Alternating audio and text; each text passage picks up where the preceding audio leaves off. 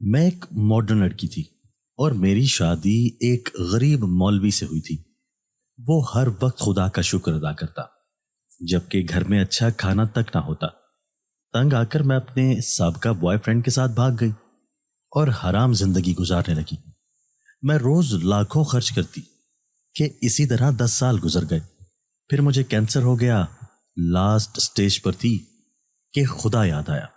میں واپس اپنے شوہر کے پاس گئی تو لگا روح نکل جائے گی، کیونکہ میں اس وقت شیشے کے سامنے کھڑی بے یقینی سے اپنے چہرے کو دیکھ رہی تھی جو ہڈیوں کا ڈھانچہ بن چکا تھا۔ کسی زمانے میں میرے خوبصورت چہرے پر لاکھوں لڑکے مرتے تھے، مگر آج کوئی میرے چہرے کو دیکھنا بھی پسند نہیں کر رہا تھا۔ میری خوبصورت آنکھیں اس وقت حلقوں میں ڈوبی ہوئی تھی۔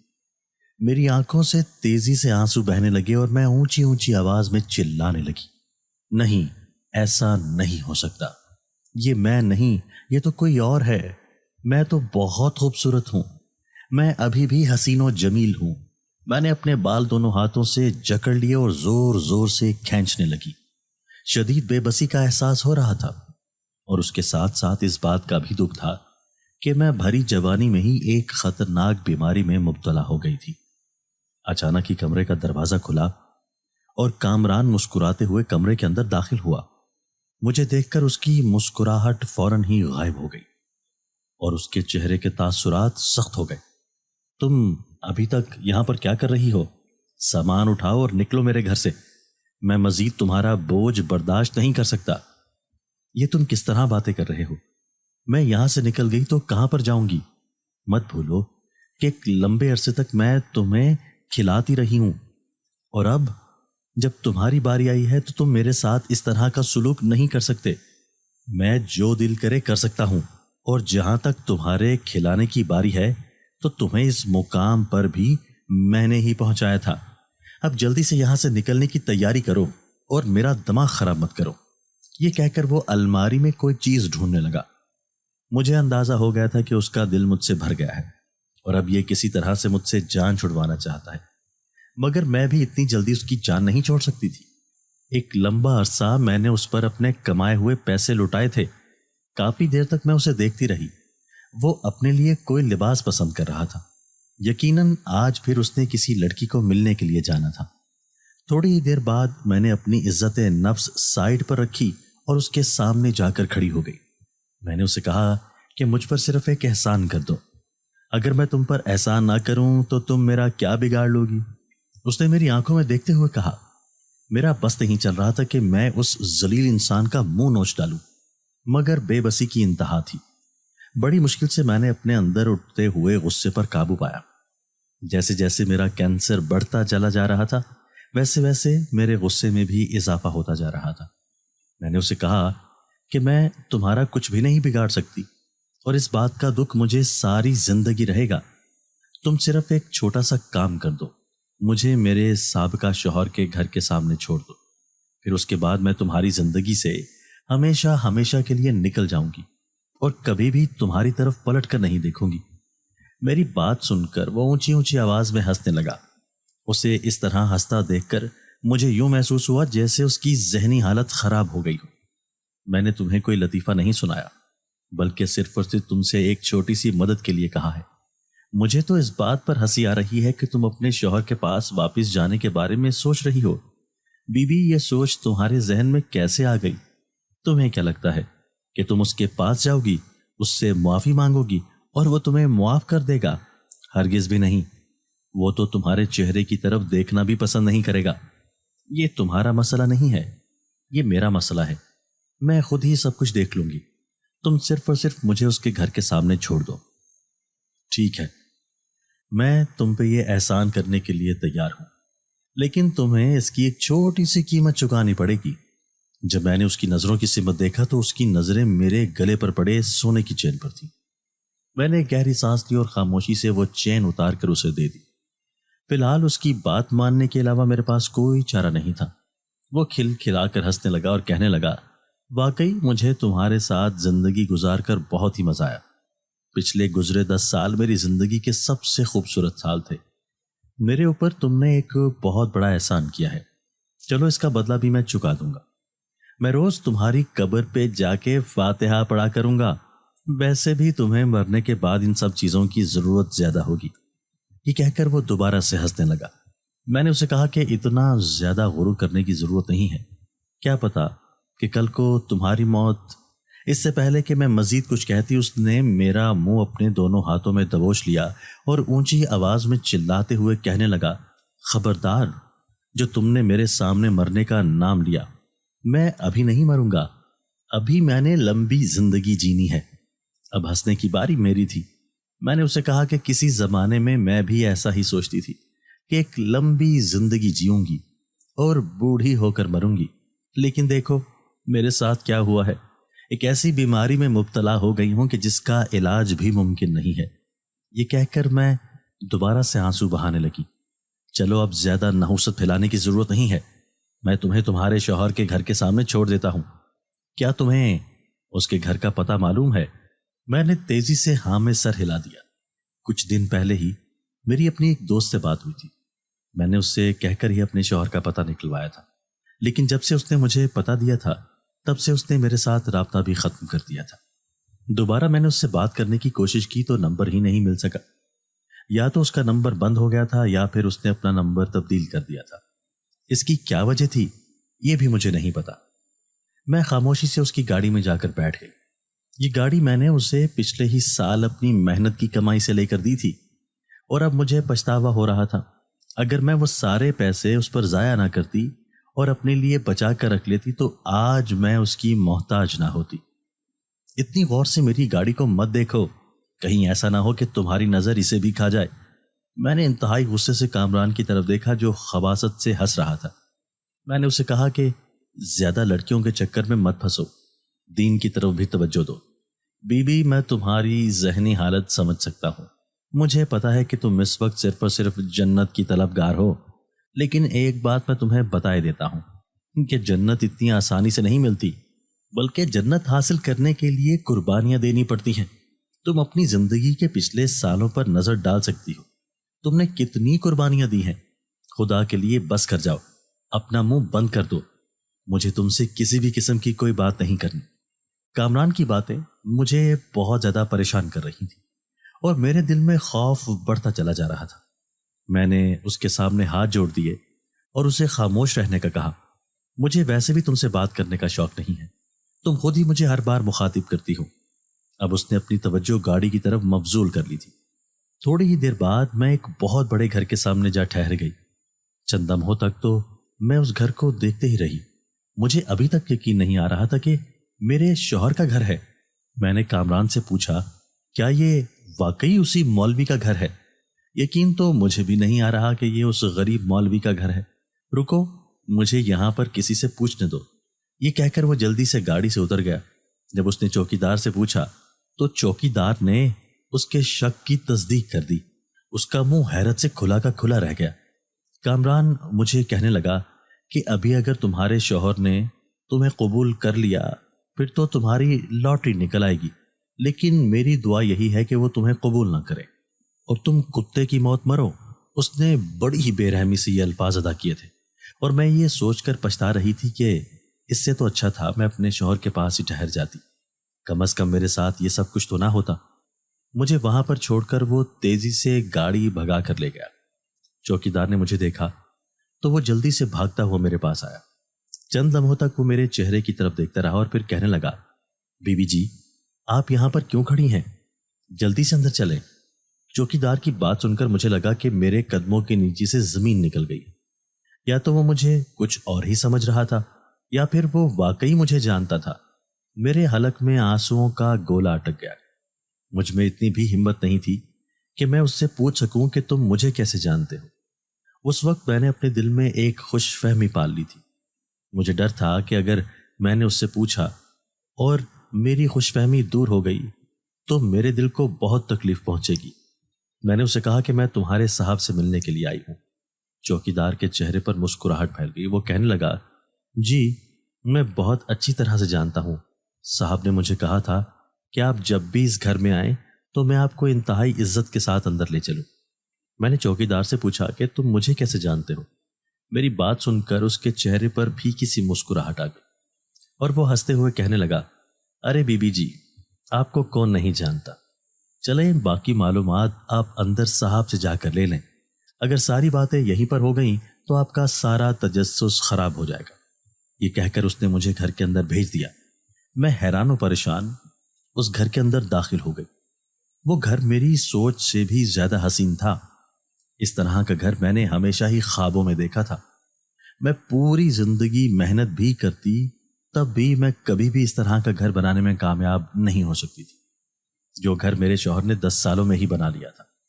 اس وقت مجھے ایک بات کا احساس ہوا کہ میں ابھی بھی اپنے شوہر کی بیوی ہوں۔ جب میں اسے چھوڑ کر آئی تھی تب میں نے اس سے طلاق نہیں لی تھی۔ یہ بات سوچ کر مجھے بہت خوشی ہو رہی تھی، مگر دوسرے ہی لمحے جب میرے ذہن میں اپنے بوائے فرینڈ کا خیال آتا تو میری ساری خوشی خاک میں مل جاتی۔ اچانک ہی ایک نوکرانی وہاں پر چلی آئی اور مسکراتے ہوئے کہنے لگی، بیوی جی، آپ یہاں پر کیوں کھڑی ہیں؟ جلدی سے اندر آئیں، چل کر بیٹھک میں بیٹھے ہوئے صاحب کو جا کر خوشخبری سناتی ہوں۔ اس نے انتہائی عزت کے ساتھ مجھے بیٹھک میں جانے کے لیے کہا۔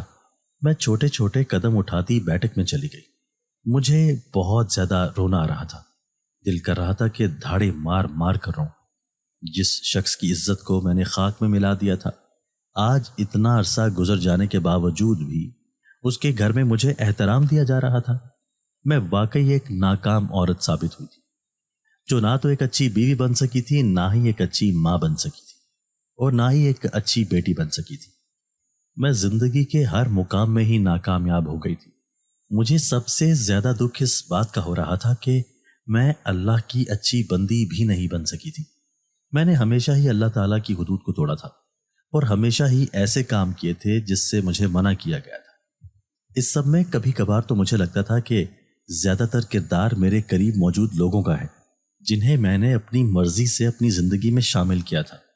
امی ہمیشہ ہی مجھے اس بات کی نصیحت کرتی تھی کہ لوگوں کا چناؤ بہت ہی عقل مندی اور سمجھداری سے کرنا چاہیے، اور ایسے لوگوں کو اپنے آس پاس رکھنا چاہیے جو لوگ آپ کی قدر کرنا جانتے ہو، جو آپ کو عزت دینا جانتے ہیں، اور سب سے بڑی اور اہم بات یہ ہے کہ جو آپ کے دین کی حفاظت کرنا جانتے ہو۔ تب اماں کی باتوں کو میں سیریس نہیں لیتی تھی، لیکن اب اماں کی باتیں مجھے شدت سے یاد آ رہی تھیں۔ اچانک ہی مجھے دروازہ کھلنے کی آواز سنائی دی۔ میں اپنی جگہ پر اٹھ کھڑی ہوئی۔ مجھ میں اتنی بھی ہمت نہیں تھی کہ میں پلٹ کر دیکھ سکوں۔ قدموں کی آواز سنائی دی تو میرے دل کی دھڑکن بھی تیز ہو گئی۔ وہ میرے سامنے آ کر کھڑا ہو گیا۔ وہ بہت زیادہ تبدیل ہو گیا تھا، مگر اس کی آنکھوں میں آج بھی ویسی ہی چمک تھی، اور اس کے کندھے بھی عاجزی کے ساتھ جھکے ہوئے تھے۔ اور پھر اس نے جو بات کی وہ سن کر مجھے لگا میرے قدموں کے نیچے سے زمین نکل گئی۔ میں سوچ بھی نہیں سکتی تھی کہ وہ… امی، میں نے اس غریب مولوی سے شادی نہیں کرنی۔ میں آپ کو بتا رہی ہوں، میں گھر سے بھاگ جاؤں گی، لیکن اپنی زندگی اس انسان کی وجہ سے ضائع نہیں کروں گی۔ میں اماں کے سامنے بیٹھی ضد کر رہی تھی۔ میں نے ہمیشہ سے ہی ایک امیر شخص کے ساتھ زندگی گزارنے کے خواب دیکھے تھے، چونکہ میں بہت زیادہ خوبصورت تھی، اور میں یہی سوچتی تھی کہ میرے لیے محل کے شہزادے کا رشتہ آئے گا۔ بکواس بند کرو، تمہارے ابا کا فیصلہ ہے، اور تم اپنے ابا کو اچھی طرح سے جانتی ہو کہ جب وہ ایک بار کسی بات کو کر دیتے ہیں پھر وہ اس بات سے نہیں مکرتے۔ اس کے علاوہ وہ ان لوگوں کو بھی زبان دے چکے ہیں۔ امی کی بات سن کر میں رونے لگی۔ میں نے انہیں کہا، کیا میرے ساتھ اتنی بڑی زیادتی آپ کیسے کر سکتی ہیں؟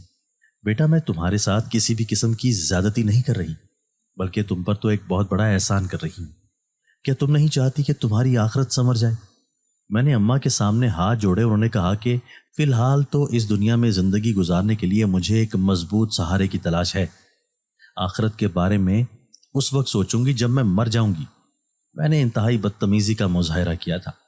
اگلے ہی دن وہ مولوی 2-3 لوگوں کو اپنے ساتھ لے کر آ گیا۔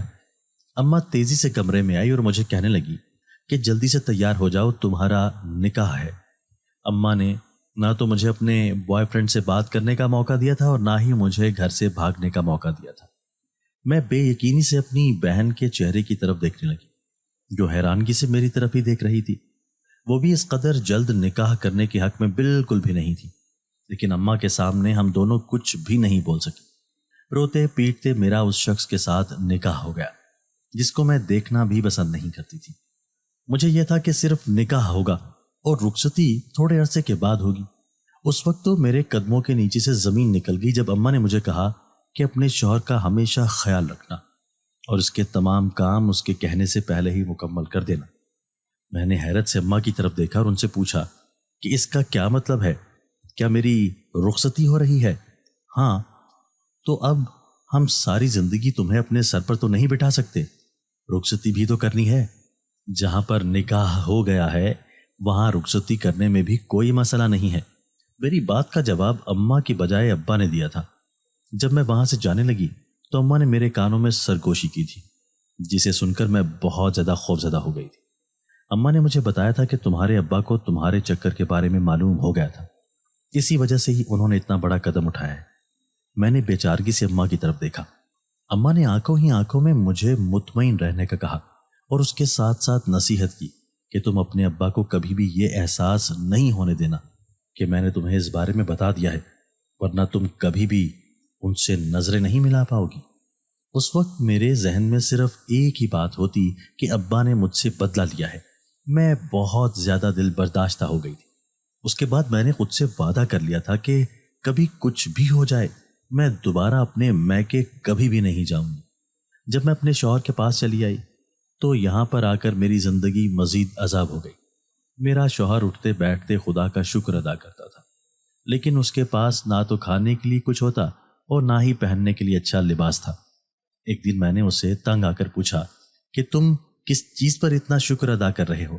میری بات سن کر وہ مسکرانے لگا اور کہنے لگا، اللہ تعالیٰ نے مجھے صحت مند رکھا ہے، اس بات کا شکر ادا کرتا ہوں، اور رہنے کے لیے یہ چھت دی ہوئی ہے، اس پر شکر ادا کرتا ہوں۔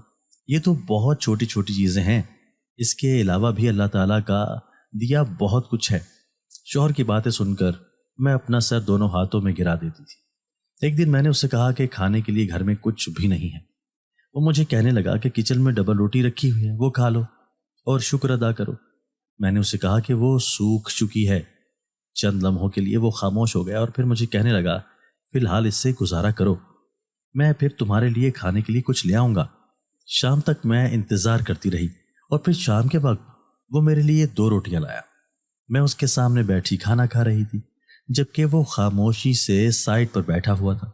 مجھے پتا تھا کہ اس نے بھی ابھی تک کھانا نہیں کھایا ہوگا۔ نہ چاہتے ہوئے بھی میں نے ایک روٹی اس کی طرف بڑھا دی۔ میرا پیٹ پوری طرح نہیں بھرا تھا۔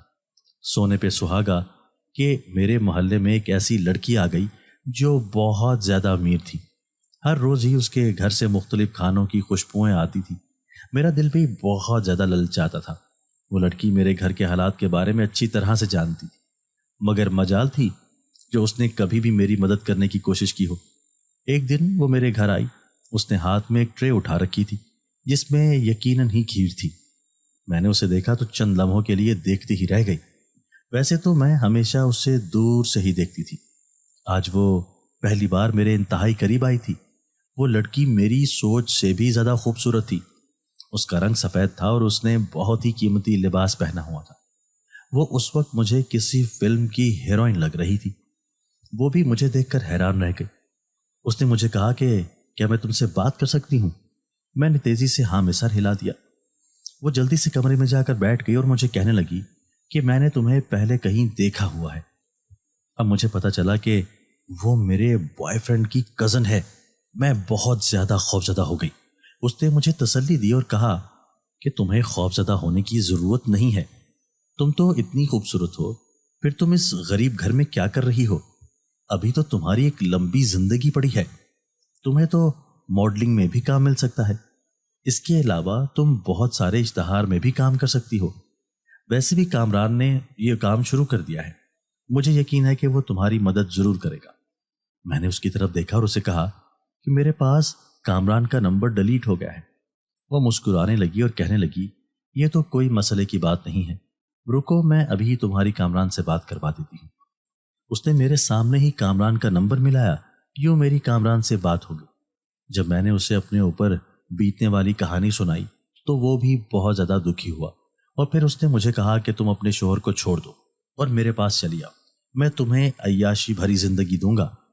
کامران اور اس کی یہ کزن مجھے پہلے بھی اس بات کا مشورہ دے چکے تھے کہ میں مختلف اشتہارات میں کام کروں، لیکن تب میں ان کی باتوں کو نظر انداز کر دیتی تھی۔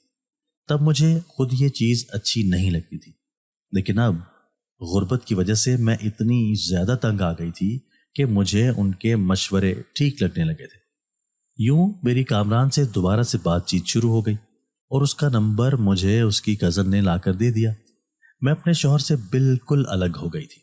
اب میں اس کے سامنے کھانے کا رونا بھی نہیں روتی تھی، کیونکہ کھانا میرے لیے کامران کی کزن کے گھر سے آتا تھا۔ میرا شوہر مجھے ایک دن کہنے لگا کہ بہت جلد ہی ہمارے گھر کے حالات بدلنے والے ہیں، تب میں تمہاری تمام خواہشات پوری کروں گا اور دنیا کی ہر چیز تمہارے قدموں میں لا کر رکھوں گا۔ وہ بہت ہی محبت سے میرے چہرے کی طرف دیکھ رہا تھا اور یہ الفاظ ادا کر رہا تھا۔ میں نے انتہائی نفرت سے اس کی طرف دیکھا اور اسے کہا کہ اب مجھے تمہاری چیزوں کی ضرورت نہیں پڑے گی۔ اس کے چہرے پر ایک سایہ آ کر لہرایا، اس کی مسکراہٹ بھی غائب ہو گئی۔ مجھے یہ خانہ بدوش بالکل بھی پسند نہیں تھا۔ چند دن پہلے ہی مجھے محلے کی عورت سے معلوم ہوا تھا کہ مولوی 1 سال پہلے ہی یہاں پر آیا تھا۔ اس نے مجھے مولوی کے بارے میں، اس کے ماضی کے بارے میں بتانے کی کوشش کی۔ میں نے اس کی ایک بات نہیں سنی اور اسے کہہ دیا، خالہ مجھے اس سب میں ذرا بھی دلچسپی نہیں ہے۔ خالہ حیرانگی سے میرے چہرے کی طرف دیکھنے لگی اور کہنے لگی، ارے یہ کیسی باتیں کر رہی ہے؟ اگر تجھے اپنے شوہر میں دلچسپی نہیں ہے تو کس شخص میں دلچسپی ہے؟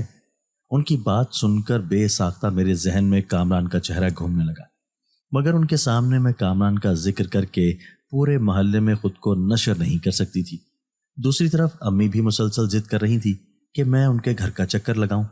دراصل امی کو میرے گھر کے حالات کے بارے میں پتہ چل گیا تھا اور وہ میرے لیے بہت زیادہ پریشان تھی، مگر میں نے بھی خود سے ایک وعدہ کر لیا تھا کہ کچھ بھی ہو جائے مڑ کر ان کے پاس نہیں جاؤں گی۔